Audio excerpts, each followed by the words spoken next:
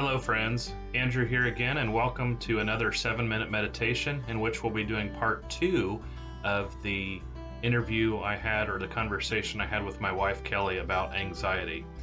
Let me just preface this by saying I say, "Now finally, Kelly," and then we have another 5 minutes or so, and so we'll keep this within the 7 minutes as part 2.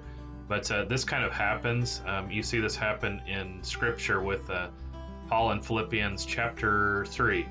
Halfway through the book, he says, "Finally, brethren," and then continues 2 more chapters. So, just a bit of a humor as a pastor. When a pastor says finally, those are meaningless words. So I hope you enjoy this conversation with Kelly as we wrap up with part 2 of Why Am I Anxious?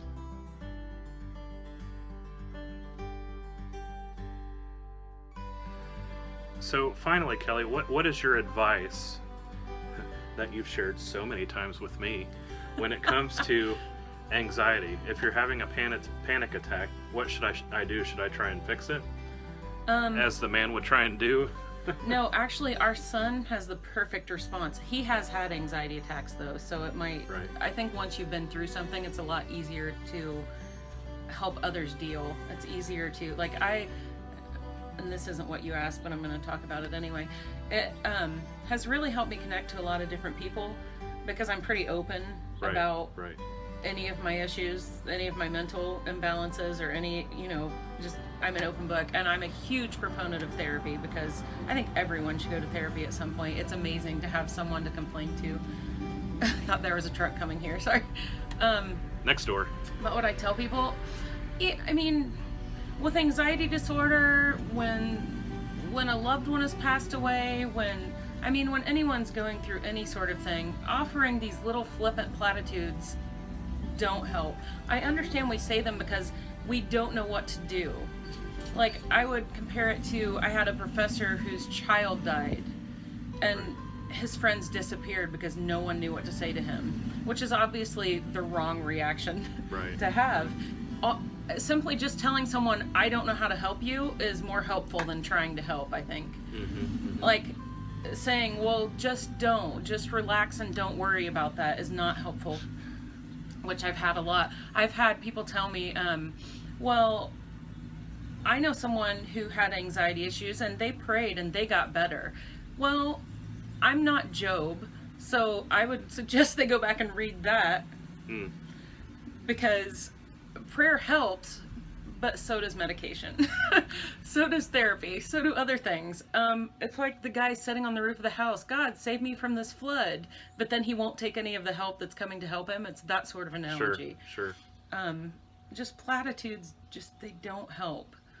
But medicine can, and medicine isn't always, not everyone has to have medicine. There's meditation, there's counseling. Counseling is amazing. And actually, if you don't know what to do to help, a counselor would be your first step, or your medical doctor who will refer you to a counselor. I went to counseling when it first started back up when we moved to Arkansas, and she helped a lot. A combination of, because I was so far in depression and anxiety and everything. I couldn't drive. I couldn't go into stores. There are years of my life lost to this, where I couldn't drive around. Remember when I couldn't go anywhere unless you drove me? Right. And it's really hard for people to understand that it's really debilitating. Right.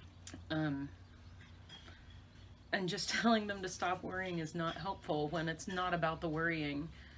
The OCD that I have, it's thought-based OCD. So it's like I will obsess over certain thoughts, and I can't control it. I would obsess over the most horrible things happening.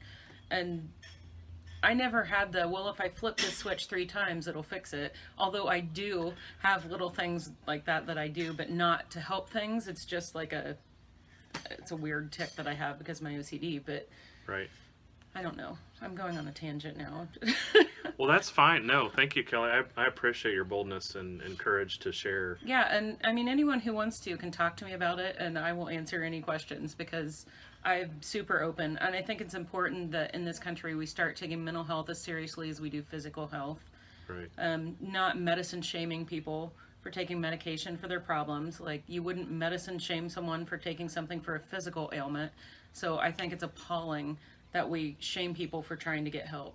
Right. And I would like to see that end. So that's why I'm so open about telling people.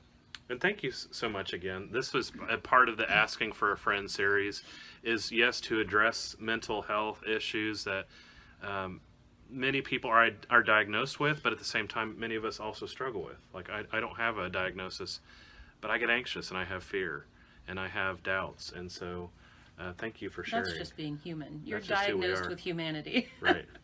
So I hope this has helped you get to know Kelly a little bit. Gosh, she totally is an open book and would love to chat with you more about it. So too open.